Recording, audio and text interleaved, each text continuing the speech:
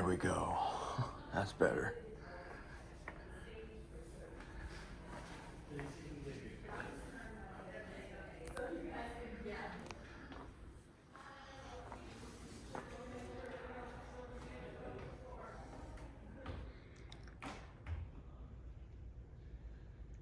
That's great.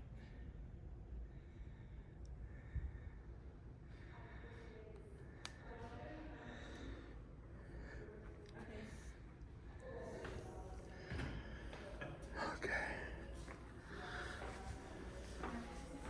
So they're doing a show tonight. This is gonna be the show tonight. Looks like they've done running 2 days ago. 4 days ago.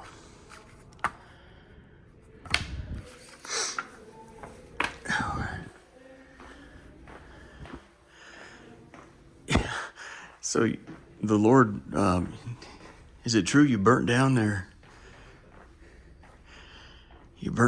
theater? What was it, the Globe Theater down in London or something? Or was it the Puritans? A little bit both. I don't know. Oh, look here, John. We got us a souvenir, boys.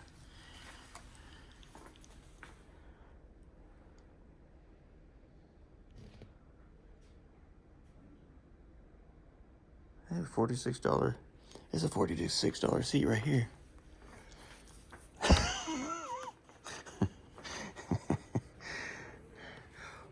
Well, guys, I was immensely disappointed with downstairs. I'm sorry to say. Let me,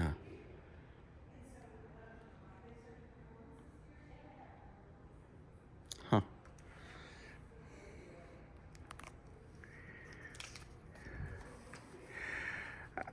I don't know. I need to think on my opinion on what I saw.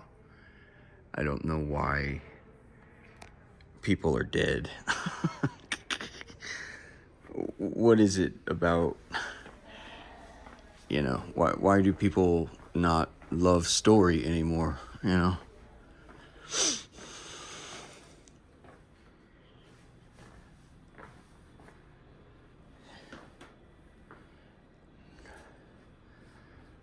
Why don't people like to play anymore? Put on,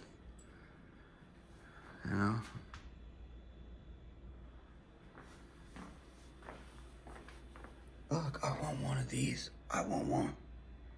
A fake cigarette.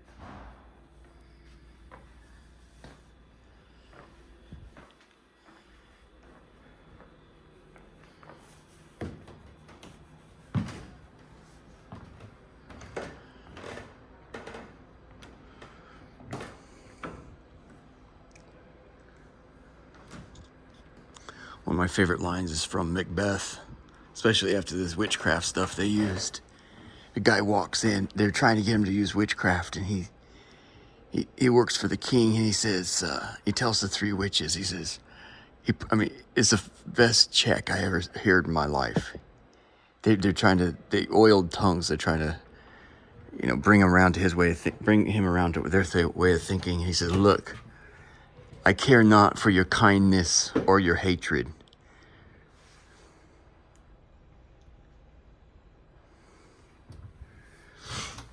I don't care for your kindness or your hatred. I never heard a better go fuck yourself in my entire life. Go hump yourself. I don't know. That's just dead. You promised to bring them books to life. By writing it down, I promised to bring the books to life. You ain't done it. I don't know what I think other than you get an F. I don't know. It's just an F. Hold on. Hold on. Can you get me doing this?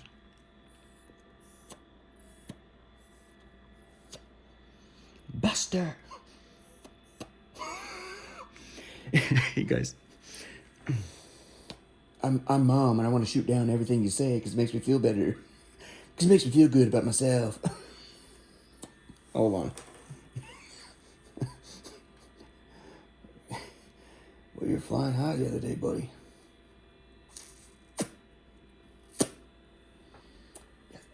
Just a little too close to the sun.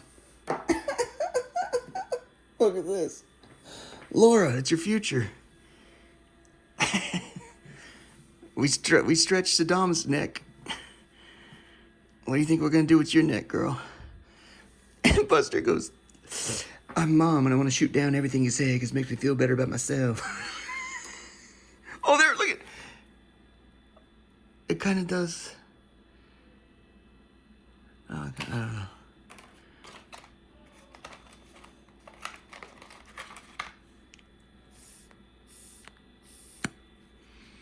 These are too old. They won't.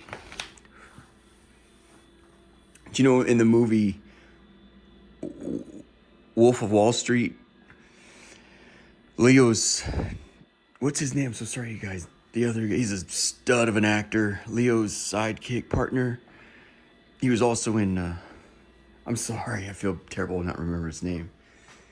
But because he carried that film just as much as Leo did. But he got super sick.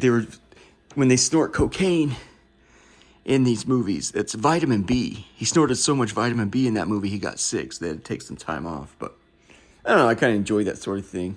I don't know why the theater's dead. And because you put it in, they put uplighting on those books as if that somehow brings the book to life, man. I don't know what to say, buddy. I don't know what to say. I don't know.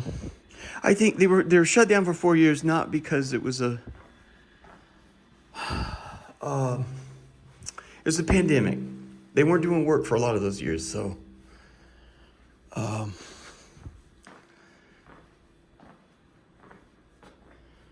yeah. I don't know. Yes, they say we were remodeling for 4 years. The truth is, it was, out of consideration to them. That's not what they were. It was the pandemic.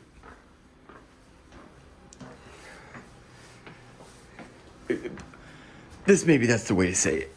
This is what happened. All they did was they put out another floor and they bought a very expensive bookcase for those folios. This is all that's changed. That's what you have here. A very expensive bookcase for those folios. That's the only thing that's happened.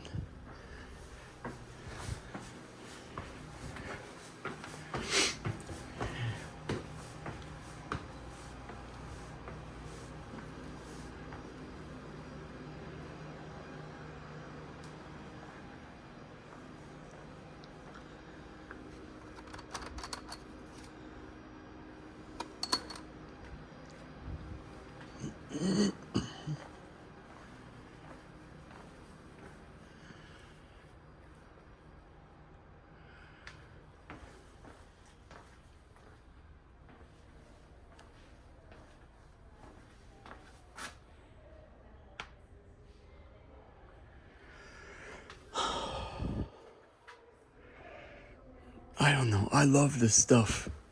And I'm sad to come here and see it. The stage is pretty lit. The stage is lit. The fact that I can come back here is even more lit.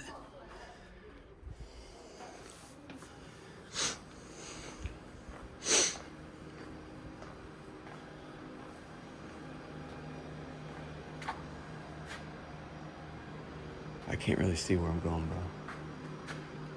Yeah, I'm gonna fall through the stage or something, man. Oh, here's a real library, huh? These are books. Holy crap. Dude.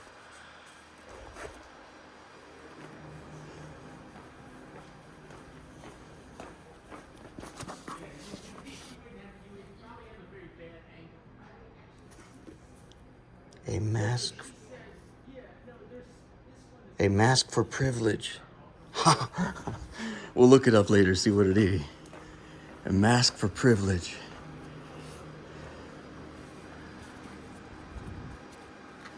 Just sit right there.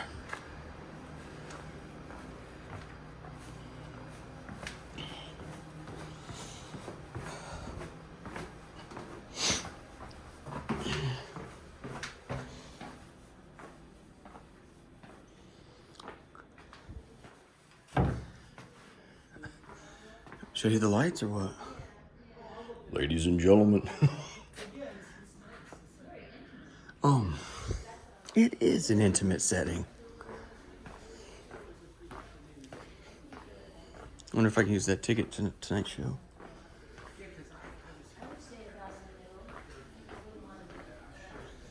Oh, they didn't pull the stub. Okay. I think that's the takeaway here is all that happened was they built a very expensive bookshelf downstairs for those first folios.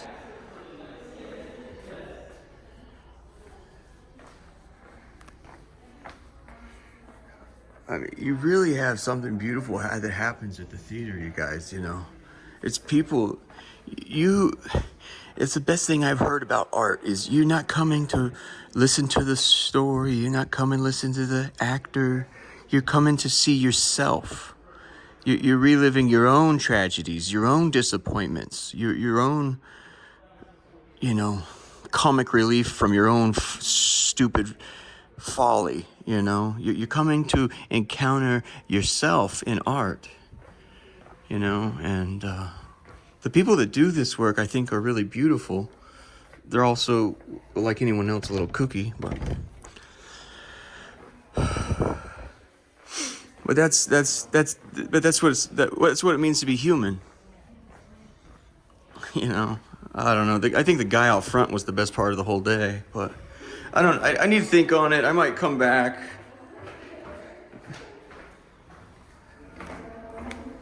All right.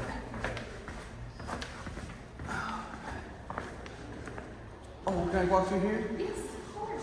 What is I heard a rumor that back in the day there was Mr. Folger's library or his office that there's a seat that is haunted. Is there a true story about that? You know anything about that? I have heard Okay.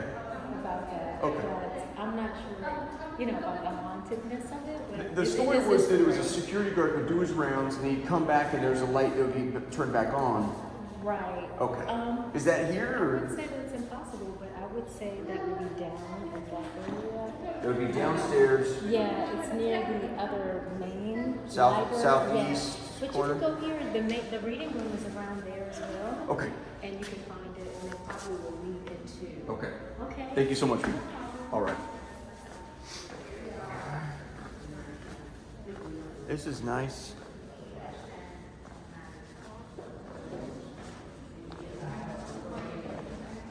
All right. Well, there you go.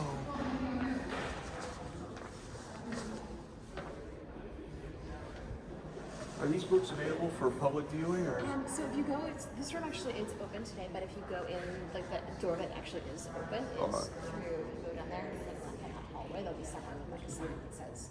And there's Shakespeare's works in here?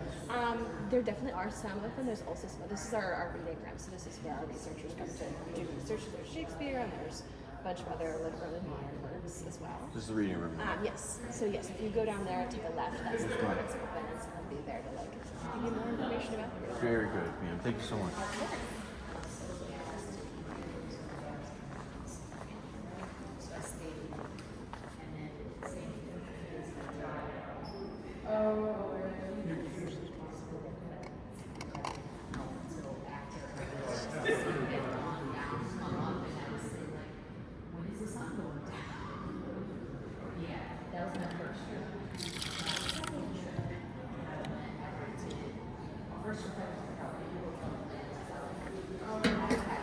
That did it. That hit the spot.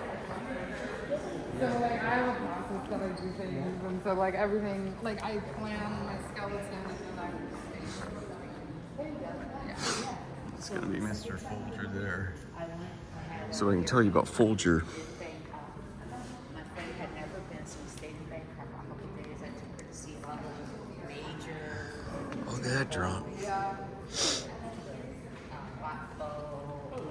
How did you get around here? I'm sorry, but it looks like we're putting food on like Quill and Chrome. Do they have a restaurant here? Is that what it is? Putting food in there. So this is for researchers. This, I'm down with this jump. Nope, all the way around.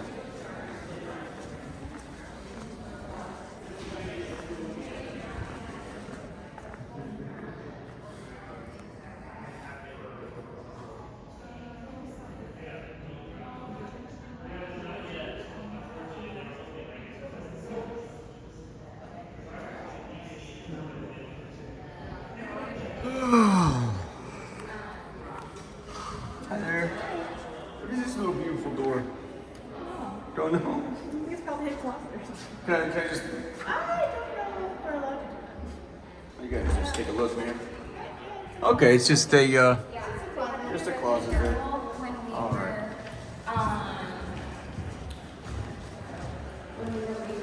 Oh, Milton. There's Milton. If you touched it, then it would have to be a field of permits from the city.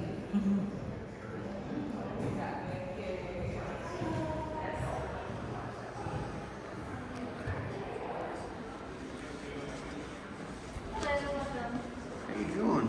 Good. Your room is this way. What's going on with the tuxedos? I feel like I should have one. I think those are catering stuff. Oh, very good. They're from Quill and Chrome? I am not entirely That's sure, okay. but That's okay.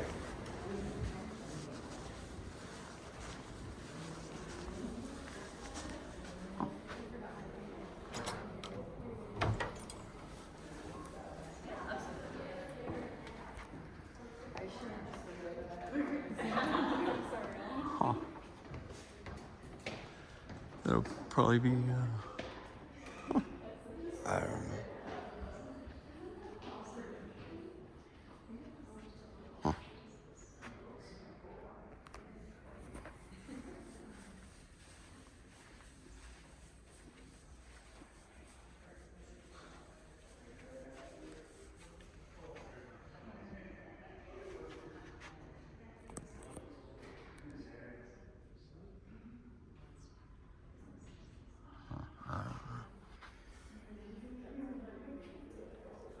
I feel like it's not their fault, like... Oh, this is some fly jump. Look at this.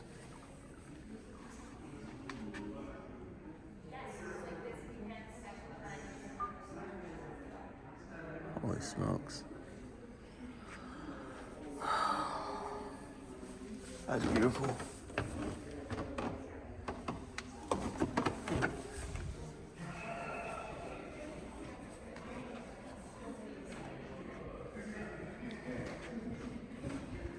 Yeah, that's a favorite line from like Marlowe, I think. I like that one. It's just speak that I might see thee.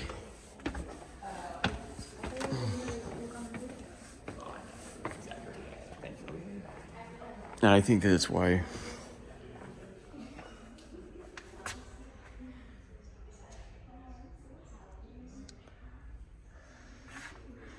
I think C.S. Lewis said something like, he's like, you know, we all pretty much look the same when we're naked, right? You got the same junk I got, right? A little different, little tweak here, tweak there. We're all pretty much all the same. It's when you put clothes on, when you start saying, you make a statement about yourself, the way you see the world, or the way you view yourself, or the way you view yourself in that world. But there's a great line in,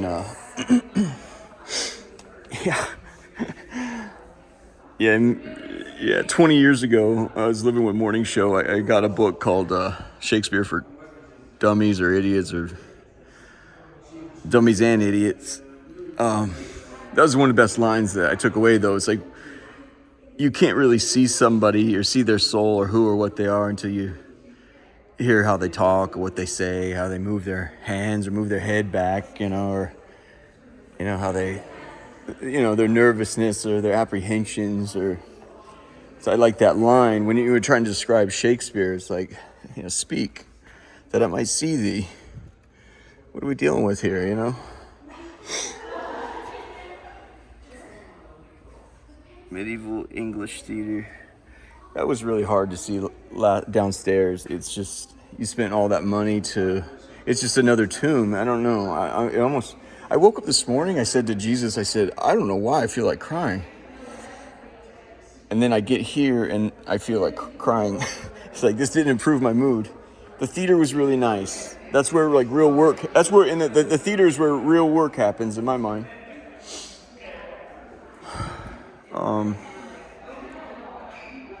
Yeah.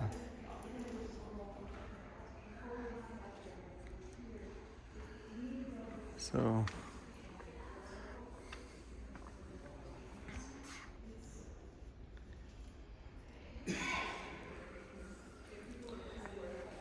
And I know a lot of research is done here. In my view, like that girl was giving a TV interview downstairs. Like here you have the news are here, whatever. She was maybe 16, 17. She's real nervous, but she gave a real good interview. She says, well, it was easier to come here than it was London. I came to DC for the Folgers Library. And so this, this is huge. What's, the guy who did Citizen Kane, Orson Welles, he says, you need to know the Bible and Shakespeare, man. You can start with, I first had to mind the tragedies and the work of my own soul before I could understand what was going on in these plays and the meaning and the value of what's happening in these plays and the meaning and the value of the stories God told through the Jews, Breaking Bad, I've talked poorly about Breaking Bad, and I stand by that because it leads people to, I love it though. Breaking Bad, there's too many people that they get the wrong idea. Oh, go ahead. Thank you, ma'am. Thank you, yes.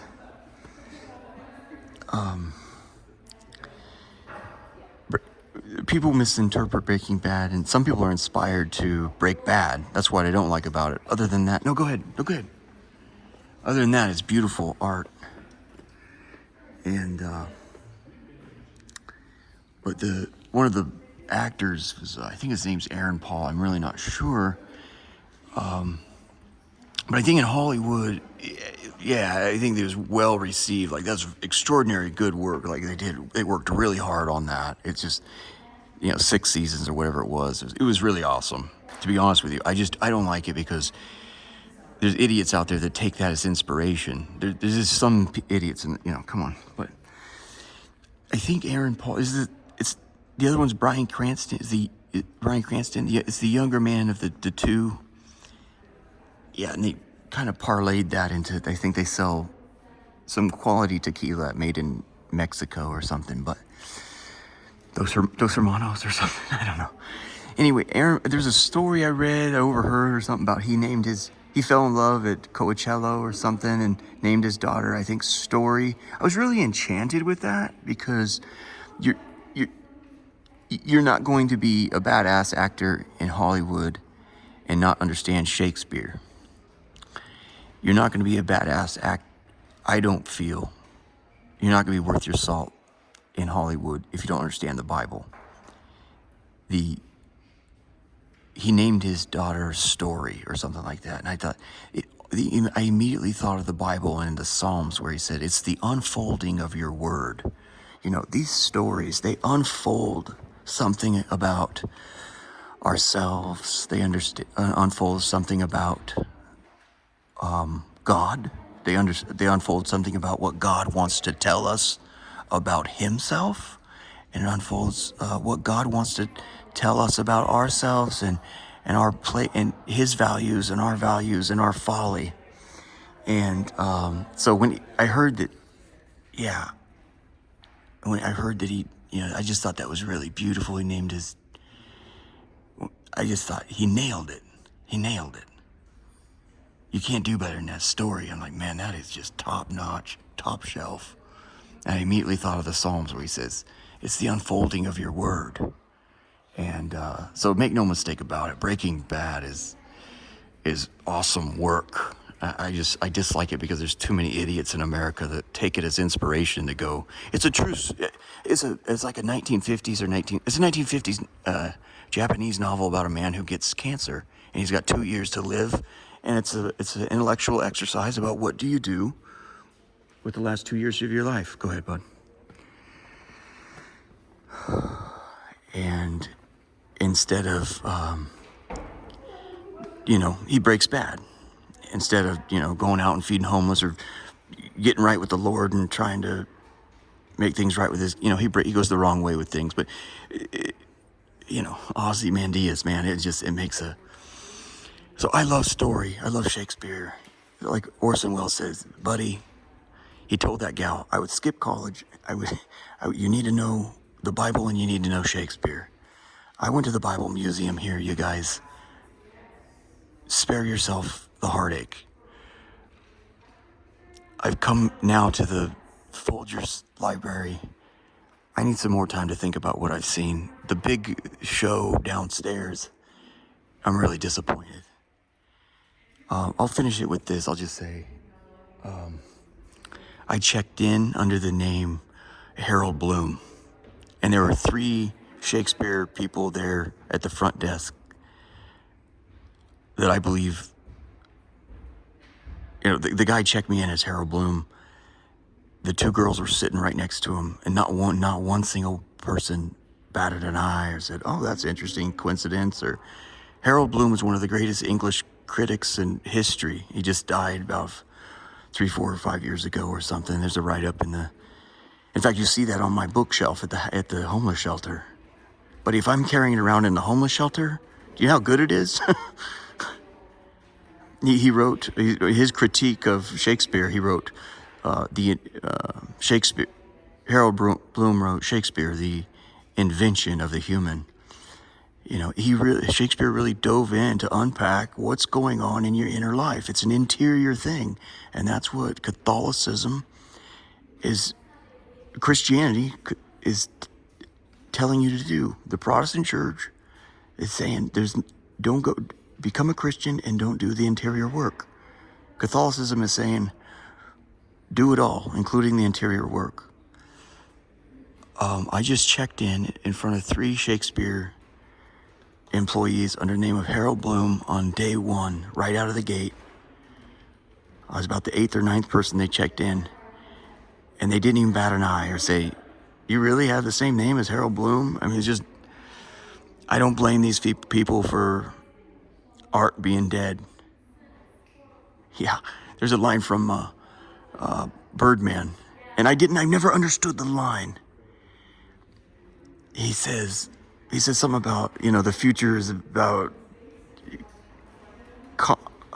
superheroes selling laundry detergent or something like that.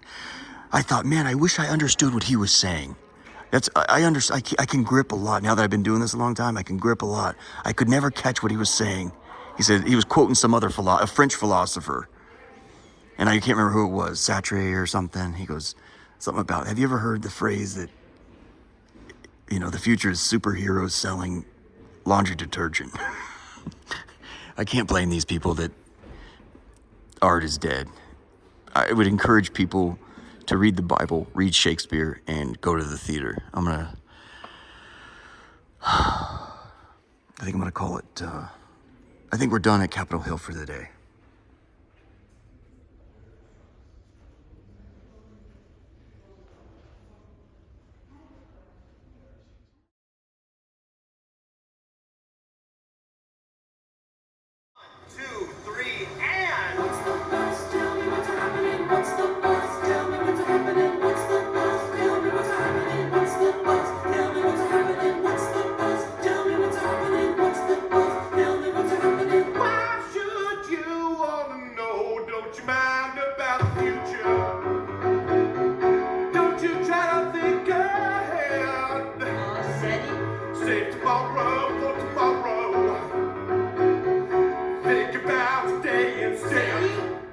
What? I'm playing Jesus. That's my song. I know it's your song, but I felt something and I decided to go with it. But you're playing Judas. Judas, all right, look, here's here's the deal. I'm the star of the show, okay? So if I decide to bust out a solo, do me a favor and give me the freedom to rock it.